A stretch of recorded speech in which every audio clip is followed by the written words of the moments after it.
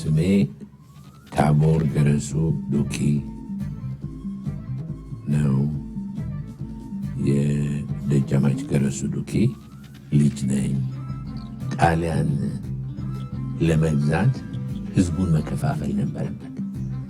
ይሄ መቼስ የገዢ አቋም ነው። አንዱ ዋናው ዓላማቸው አማራና ኦሮሞ እንዲጣላ፣ አማራን ኦሮሞች ከሀገር እንዲያስወጡትና እንዲጠሉት በጣም ነው ፕሮፓጋንዳ ያደረጉት።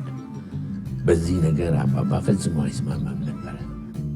ደግሞ በእኛ ላይ ልዩነት ቢኖር እኛው እንጨርሰው እንጂ ጠላት መጥቶ አይዳኝንም የሚል ስሜት ነበረው እና ይሄ የአማራና የኦሮሞውን ትል በጣም ይቃወም ነበረ። ምክንያቱም ጣሊያን ይህንን ዋና መሳሪያ አድርጎ ይጠቀምበት።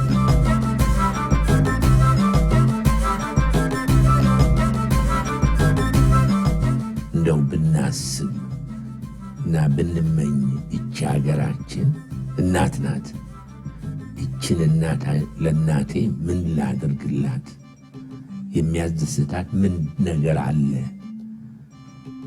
ብለን በዚህ ተነሳስተን አንዳንድ ነገር ብናረግ በእውነቱ አምናለሁ ኢትዮጵያን ታላቅ እናረጋታለን ብዬ ሙሉ ለሙሉ አምናለሁ።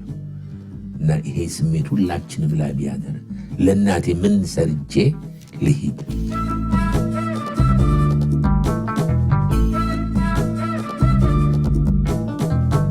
ለውጭ ኃይል አገራቸውን ለመሸጥ የሚያስቡ ሰዎች በጣም ነው የሚያሳዝነኝ።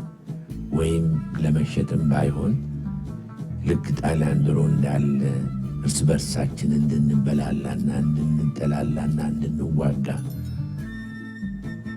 ሲሆን ያው አባቴ እንዳለው ለምን ገበናችንን ለውጭ እናሳያለን? ፕሮብሌም ካለን መጀመሪያ ውጭውን ጠላት እንከላከልና በኋላ እርስ በርሳችን እንደራደር።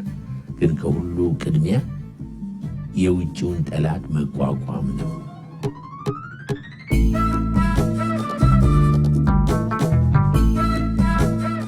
ይቺ እናታችን ልጆቿ እርስ በርስ ከሚፋጁ መጀመሪያ እሷን አንድ ቦታ አድርሰን በኋላ እኛ እርስ በርስ ያለንን ፕሮብሌም በድርድር ብንፈታው ነው በጣም የሚሻለው እንጂ እናታችንን አጥፍተን የት እንሄዳለን?